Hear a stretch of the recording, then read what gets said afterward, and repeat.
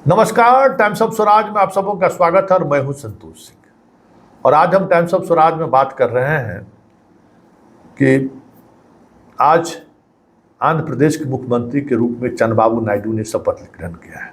इस मौके पर प्रधानमंत्री सहित एनडीए के तमाम नेता मौजूद थे, लेकिन एक चेहरा कहीं दूर दूर तक दिखाई नहीं दे रहा था, और वो चेहरा जो एनडीए के घटक दल में महत्वपूर्ण स्थान रखता हो, वो चेहरा जो चंद्रबाबू नायडू के भी काफ़ी प्रिय रहे हैं। चंद्रबाबू नायडू को भी कहीं न कहीं कसक होगा कि वो व्यक्ति उनके शपथ ग्रहण समारोह में क्यों नहीं शामिल हुआ, जबकि उनके लिए विशेष तौर पर चार्टर प्लेन भेजा गया था। लेकिन चार्टर प्लेन घंटों इंतजार करता रह गया, लेकिन नीतीश कुमार डिगे तक नहीं। संजय झा को कहा जा रहा है कि विशेष तौर पर भेजा गया था कि नीतीश जी को लेकर आइए, लेकिन वो घंटों मनाते रहे, नीतीश कुमार नहीं शामिल हुए। ये साधारण खबर नहीं है, क्योंकि नीतीश कुमार बीमार भी नहीं है। आज सुबह से लगातार वो कामकाज में लगे हुए हैं, पूरी तन्मयता के साथ लगे हुए हैं। कई लोगों से उनकी मुलाकात भी हुई है, सरकारी फाइलों का भी निपटारा किया है। मंत्रियों का जो प्रभार अलग अलग जिलों का, जो यहाँ बिहार में एक व्यवस्था है, मंत्रियों को जिला का प्रभारी मंत्री बनाया जाता है, उसकी सूची भी आज आखिरी तौर पर पब्लिश किया गया। मतलब उस पर भी निर्णय मुख्यमंत्री ने ले लिया है। फिर सवाल उठना लाजमी है कि आखिर नीतीश कुमार को हुआ क्या, जो एनडीए के इतने बड़े आयोजन में शामिल ही नहीं हुए, अपने आप को पूरी तौर पर दूर रखा। उड़ीसा भी वो नहीं गए। आखिर इसकी वजह क्या हो सकती है? क्या चाचा फिर नाराज तो नहीं हो गए, या फिर चाचा के दिमाग में कुछ चल तो नहीं रहा है, या फिर कक्का जी कुछ कहिन का? बड़ा सवाल है। क्योंकि जो चीज़ें, जो खबरें आ रही हैं, वो खबरें जता रही है कि जो कुछ भी दिल्ली में हुआ है और जिस स्तर पर हुआ है और जिस तरीके से हुआ है, उसको लेकर कक्का नाराज जरूर है। जिस तरीके से नीतीश को नीचे दिखाने की कोशिश हुई है, मंत्रिमंडल में जगह देकर, विभाग देकर, उससे कहीं न कहीं नीतीश नाराज जरूर है। और अपनी नाराजगी शपथ ग्रहण में शामिल न होकर सार्वजनिक रूप से उन्होंने व्यक्त कर दिया। ऐसी चर्चाएं भी अब होनी शुरू हो गई है। ऐसे में सवाल उठता है कि चंद दिनों पहले ही जिस व्यक्ति ने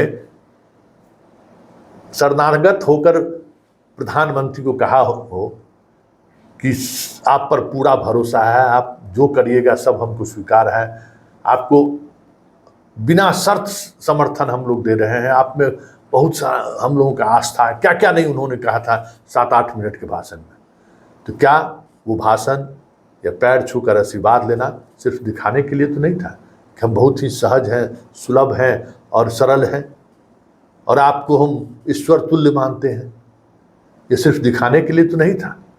क्योंकि जिस तरीके से वो आंध्र प्रदेश जाने से अपने आप को अलग किया है और जिस अंदाज में किया है, ऐसे में चर्चा ये भी होने लगा है कि कहने को ये ज़रूर है कि नीतीश मानसिक तौर पर पहले की तरह स्वस्थ नहीं है, लेकिन आज का जो निर्णय है वो निर्णय भी सहज नहीं है।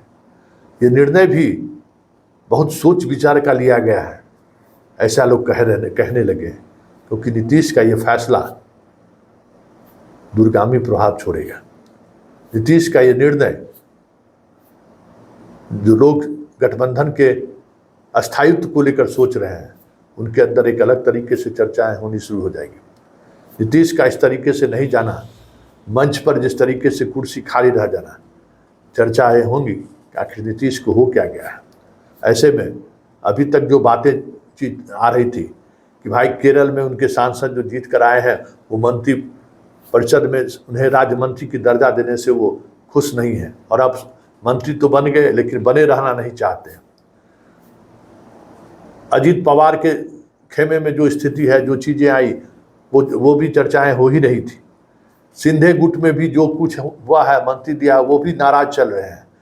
तो अब धीरे धीरे, और ऐसे में नीतीश कुमार का नहीं जाना तो एक अलग संदेश तो छोड़ता ही छोड़ता है कि इस गठबंधन की सरकार को मोदी और शाह जिस तरीके से चलाना चाहते हैं, उनकी वो नीति, उनकी वो रणनीति या उनकी उस शैली से सहयोगी दल, साथ चलने वाले दल, सहचर लोग, सब के सब नाराज तो हैं।